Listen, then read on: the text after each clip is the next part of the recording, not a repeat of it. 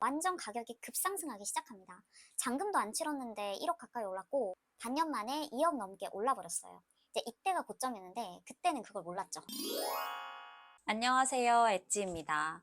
오늘은 제가 부동산의 비읍도 모르던 시절에 겁없이 매수했던 아파트를 3년 만에 2천만 원 정도 손해를 보면서 팔게 된 썰을 말씀드리도록 할게요. 제가 비록 실패는 했지만 왜 실패를 했는지 그리고 또 알게 된 점은 무엇인지 공유를 해드릴 테니까 여러분들은 대리 경험하시고 무조건 성투하시길 바랄게요. 우선 이 아파트를 왜 매수를 하게 됐냐면 제가 아이를 낳으면서 실거주 한 채로는 재테크가 안 되겠다라는 마음을 가지게 됐어요. 제가 대전에 살았었거든요. 그 옆에 있는 세종이 워낙 투자 수요가 있는 지역이기도 하고 당시에 대전과 거리도 가까워서 여차하면 이사가서 살지 뭐. 이런 생각으로 가볍게 매수를 하게 돼요. 이제 계획 도시인 만큼 진짜 설계가 잘 돼 있어서 딱 가보시면 느끼실 거예요. 와, 여기 진짜 살기 좋겠다.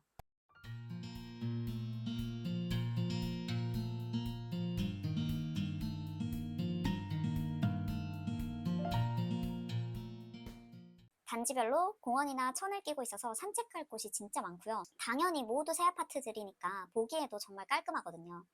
근데 제가 매수하자마자 행정수도 관련해서 이슈가 터지고 또 코로나 때 유동성이 풀리면서 완전 가격이 급상승하기 시작합니다.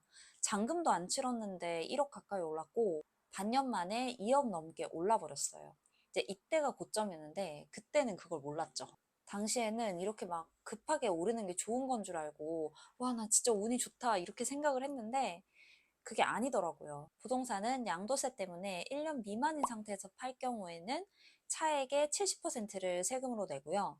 2년 미만 보유할 경우에는 60%를 세금으로 냅니다. 그러니까 정말 좋은 거는 2년 이후에 올라주는 건데 제가 그걸 몰랐어요. 아무튼 제가 22년 1월에 세종 아파트를 전세를 주고 타 지역으로 이사를 갑니다. 그리고 22년 말이 되면 세종은 무려 고점으로부터 40% 이상 집값이 폭락했어요. 아파트마다 좀 다르겠지만 저희 아파트는 40% 이상 폭락을 했거든요. 그리고 지금 저희 집은 한 고점에서 30% 정도 폭락한 상태예요. 그러니까 10% 정도는 회복을 했죠. 그래서 제가 매수한 가격보다는 1,000만 원 정도 손해를 본 건데 여기에 취득세, 복비, 살 때, 팔 때 다 들었잖아요. 그런 거 생각하면 한 2천만 원 정도 손해를 보지 않았나 싶습니다. 근데 여기서 끝내면 또 발전이 없겠죠. 그래서 제가 투자에 실패한 이유를 따져봤는데 크게 두 가지가 있더라고요. 이제 첫 번째는 제가 추격 매수를 했기 때문입니다. 제가 이 영상에서 말했듯이 4년 내에 상승률이 50% 이상이면요. 매도 쪽으로 방향을 잡는 게 맞아요.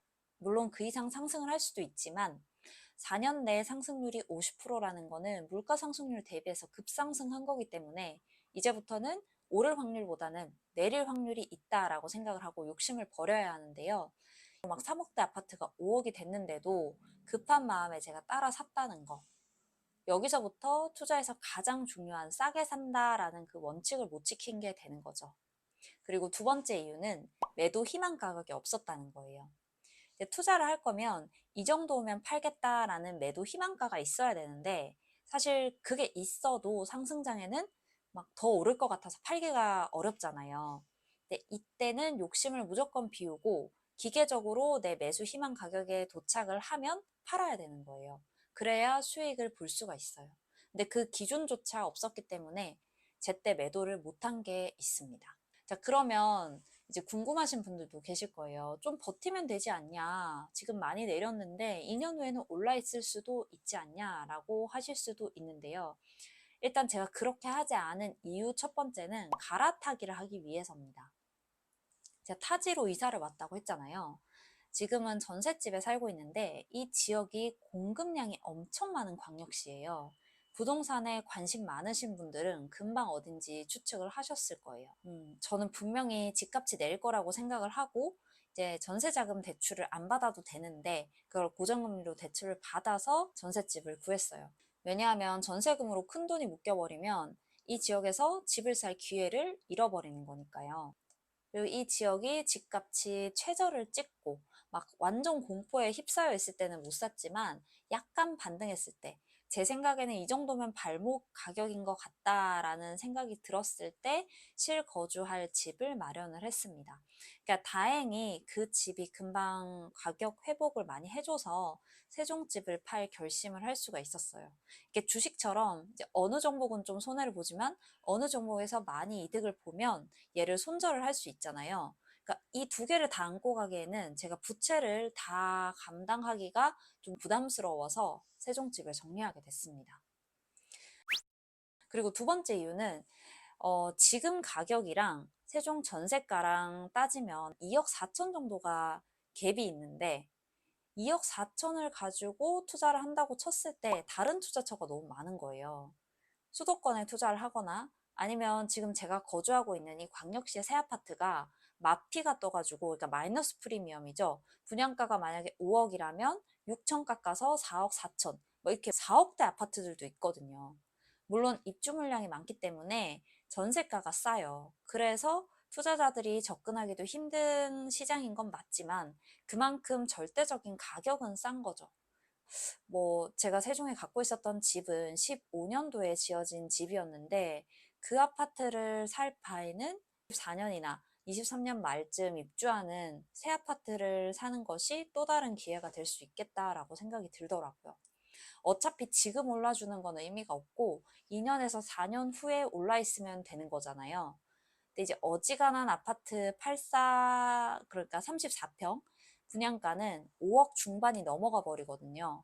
그러니까 지금 마이너스 6천 이상의 물건을 사면 2년 또는 4년 후에는 적어도 마피 이상은 회복할 거라는 생각이 들더라고요. 그리고 뭐 투자를 꼭 하지 않더라도 강의도 듣고 책도 읽으면서 제가 부족했던 부분에 실력을 좀 채우고 그동안 종잣돈을 열심히 모아서 기회를 노리는 것도 나쁘지 않은 선택이라고 생각을 했습니다. 이제 조급함을 버리고 기다리다 보면 또 분명히 기회는 올 거니까요. 이제 정리를 하면 다음 투자할 때는 첫 번째, 반드시 싸게 사겠다. 그리고 두 번째, 4년 이내에 상승률이 50% 이상인 곳, 즉 이미 오른 곳은 따라 사지 않겠다. 그리고 세 번째, 사기 전에 목표 매도가를 정하고 매수를 하겠다. 그리고 그 타이밍이 오면 욕심을 버리고 무조건 팔겠다. 이게 머리로는 알지만 실천하기 어렵다는 거는 저도 잘 알고 있어요. 근데 성공한 투자자들을 보니까 뜨거운 가슴을 가지고 있지만 차가운 머리로 무조건 기계적으로 매도를 하시더라고요. 그래서 그 모습을 닮으려고 노력을 해보려고 합니다. 그러니까 세세한 매도 후기는 다른 영상에서 다루거나 아니면 인스타, 제 블로그에 올려놓도록 할게요. 그럼 우리는 다음 영상에서 만나요. 안녕!